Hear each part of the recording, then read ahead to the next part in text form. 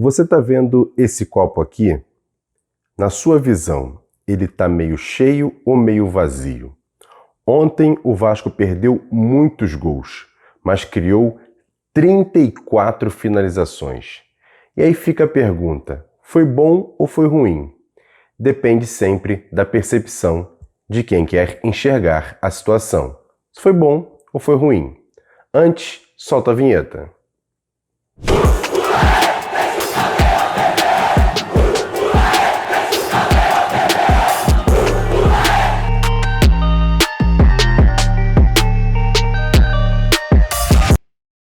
Bom dia! Muito bom dia para você ligado nesse Bom Dia Gigante nessa sexta-feira. Entra hashtag sextou, até porque o Vasco estreou ontem com goleada na Copa do Brasil contra o Trem do Amapá, jogando no Mané Garrincha. O Vasco venceu por 4-0. Vamos trazer detalhes importantes até sobre a questão de reforços, então eu peço para você fazer o seguinte: se inscrever aqui embaixo no canal, é importante ter a sua inscrição. Você, depois que se inscrever, acione também o sininho das notificações, deixa o like no vídeo e compartilhe. Copia o link e joga lá nos grupos de WhatsApp, Telegram, Facebook. Avisa para todo mundo que o Bom Dia Gigante já está no ar e com muitas informações.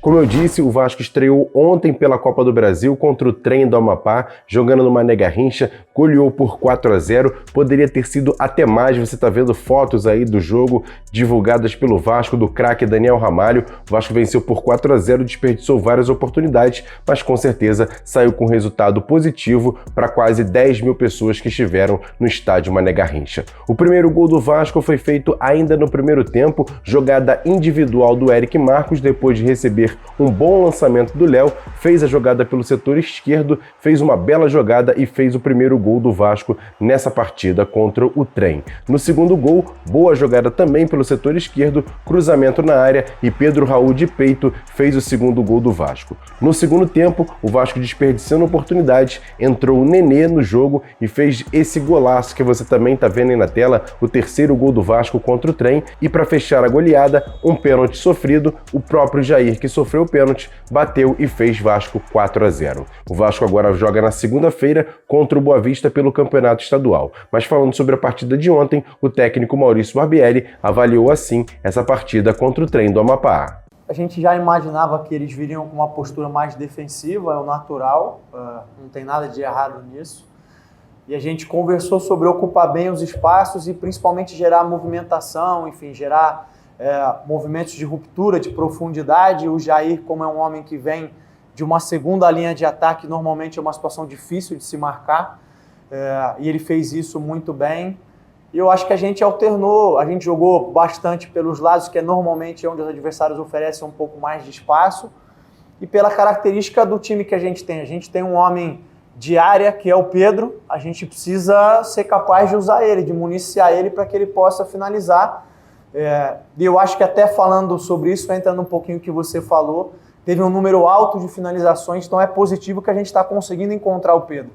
A gente tinha um estágio inicial, vamos dizer assim, no começo dos jogos, em que a gente tinha dificuldade de estabelecer essa conexão com ele. Agora a gente já está encontrando com muito mais facilidade.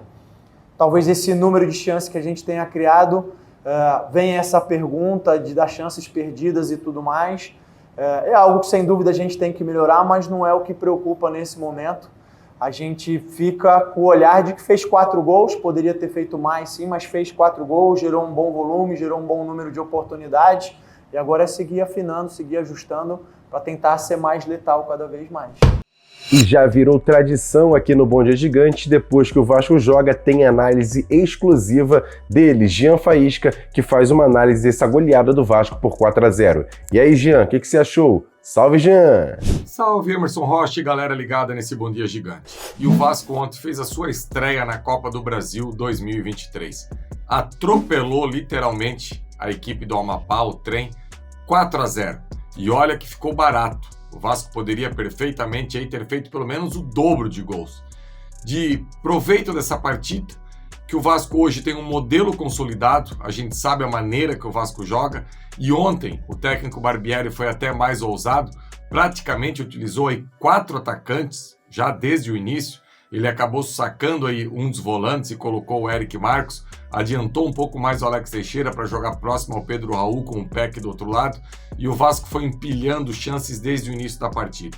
O primeiro gol, um golaço do Eric Marcos, realmente, um jogador de 18 anos com várias passagens pela seleção brasileira, que eu acho que está pedindo passagem, vai ser muito útil nessa caminhada.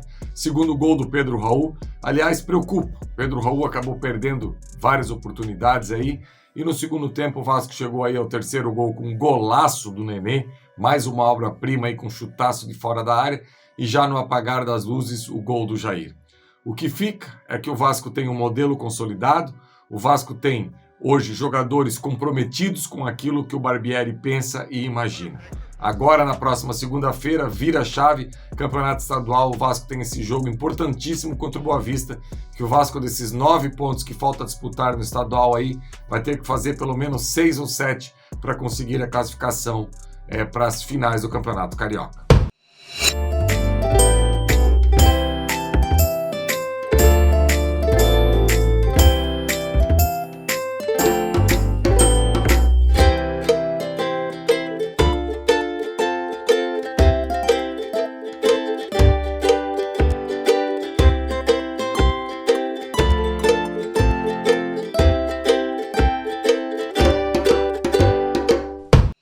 E com certeza um dos jogadores mais criticados do Vasco ontem foi o centroavante Pedro Raul, que teve várias oportunidades, desperdiçou muitos gols, mesmo tendo feito o seu gol ontem de peito, mas mesmo assim desperdiçou oportunidades incríveis e poderia ter colocado um placar ainda mais elástico. Mesmo com essa situação de ter perdido muitos gols, ele vê um lado positivo. O Vasco criou muitas oportunidades, foram 34 chutes ao gol, 14 certos, 18 errados, o Vasco criando muitas oportunidades. E o Pedro Raul fala sobre essa questão do coletivo do Vasco e também faz uma alta análise individual dessa partida.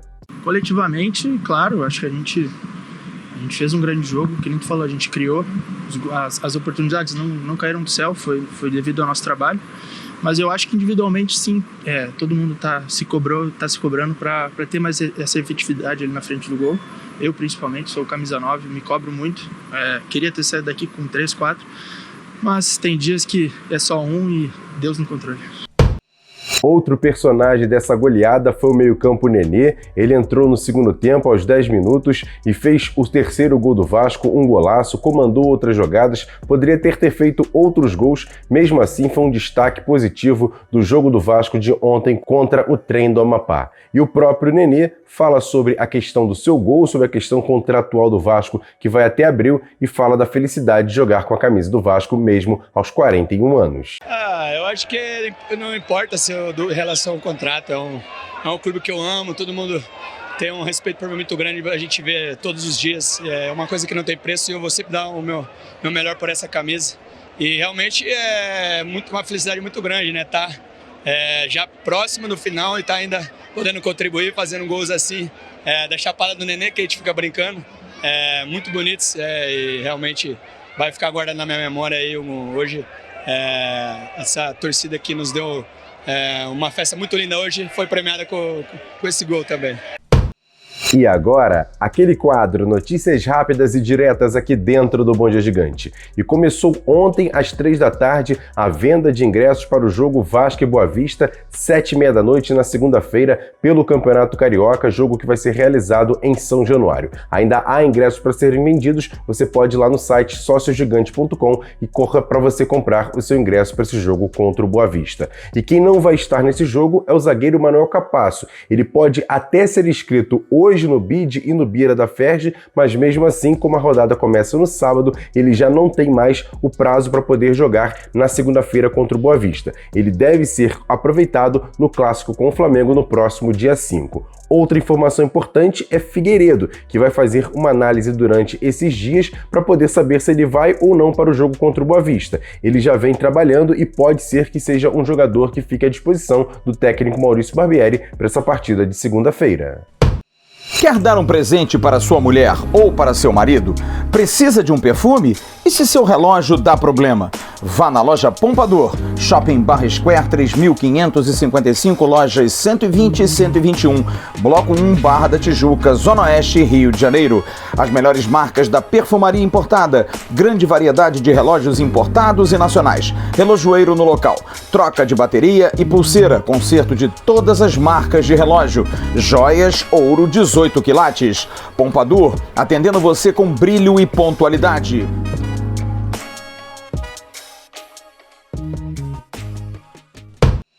E o Vasco segue no mercado em busca de reforços. Inclusive, foi perguntado sobre isso o técnico Maurício Barbieri, se o Vasco tem algumas posições mais carentes que pode sim ir ao mercado buscar um volante, um meio armador, até mesmo um outro atacante. E o treinador do Vasco falou sobre essa situação, mas principalmente sobre a questão dos jogadores da base que vem aparecendo muito bem e dando armas para o elenco do Vasco visando 2023. Eu respondi isso anteriormente, né? Eu acho que a análise é um pouquinho maior, um pouquinho mais complexa. A gente não considera o elenco fechado, a gente considera que está ainda em fase de formação e desenvolvimento, não só do elenco, mas da equipe em si, de uma forma de jogar, enfim, coisas que eu sempre tenho falado. E isso envolve também estar conhecendo os jogadores. Hoje a gente teve 5 jogadores da base na equipe inicial, 3 entraram durante o jogo. A gente tem tido boas surpresas, como foi o caso do Barros, que jogou os 2 clássicos, foi muito bem. Hoje eu consegui dar mais tempo para o Paulinho, que é um menino de 17 anos, que a gente também vê com ótimos olhos, tem um potencial enorme. Então eu não tenho como responder essa pergunta. A gente ainda está conhecendo todos os jogadores, entendendo qual é o potencial deles, até onde eles podem ir, e a gente também segue olhando para o mercado em busca de jogadores que possam ajudar a gente a fortalecer ainda mais essa base que a gente vem construindo. E ainda sobre essa questão de contratações, o Vasco está muito perto de anunciar 2 jogadores e uma volta importante. E quem vai trazer todos os detalhes nesse Bom Dia Gigante é ele, Flávio Dias. E aí, Flávio, conta pra gente. Bom dia! Bom dia, Emerson Rocha. Bom dia pra você e pra todos aqueles ligados aqui no Bom Dia Gigante, nessa sexta-feira, dia 24 de fevereiro de 2023. Um dia importante em que o Vasco deve definir a situação envolvendo a possível volta do meio-campista Andrei.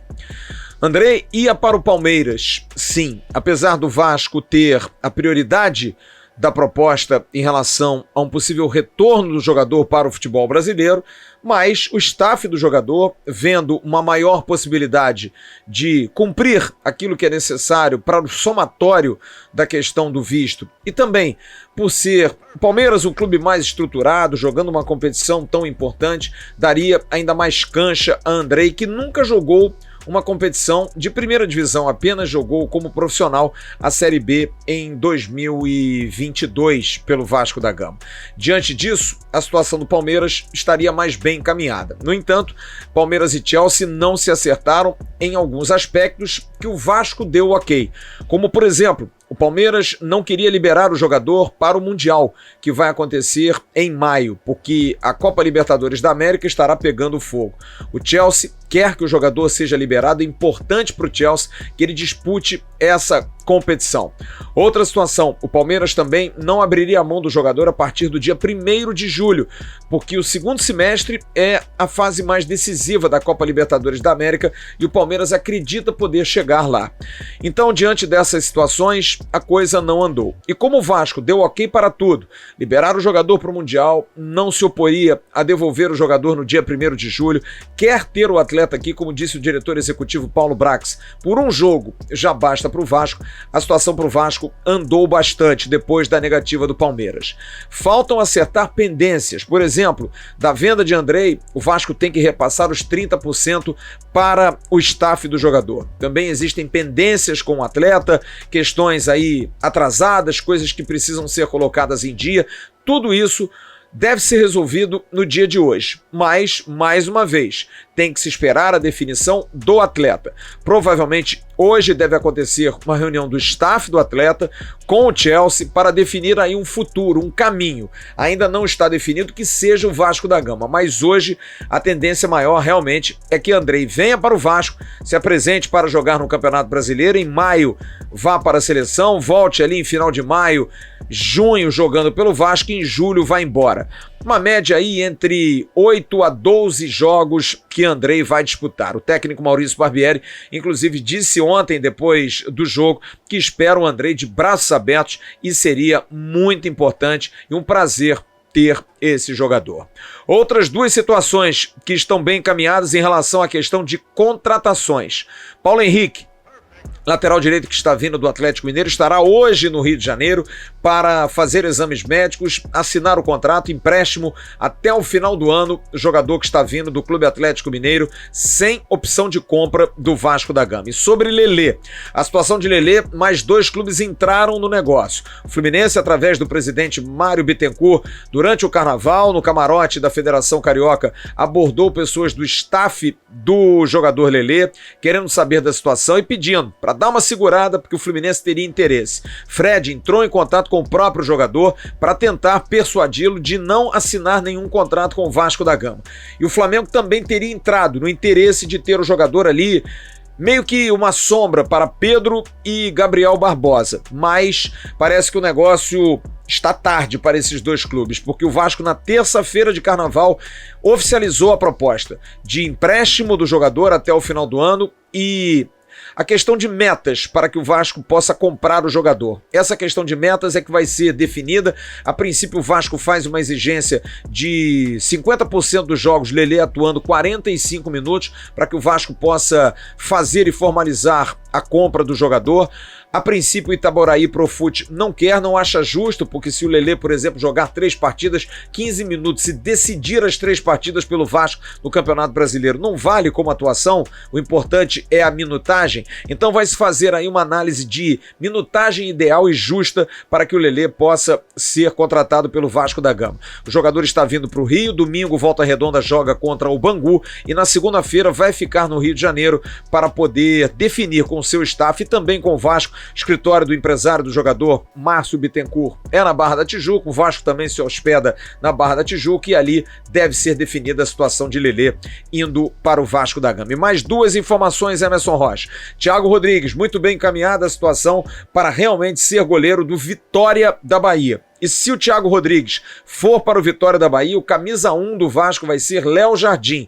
Léo Jardim já até sabe, mas a princípio ele deve ser o camisa 1 do Vasco para o restante da temporada. E sobre Manu Capasso, documentação já bem adiantada, hoje deve ser feito o último papo em relação à emissão de documentos, faltava apenas o documento de permanência do atleta, um documento que mantém o atleta em condição de trabalhar aqui no Brasil, e na segunda-feira o Vasco deve dar entrada na Federação Carioca e também na CBF para regularizar Manu Capasso, que estará em condição de poder ser utilizado pelo técnico Maurício Barbieri no jogo do outro domingo contra o Flamengo no Maracanã.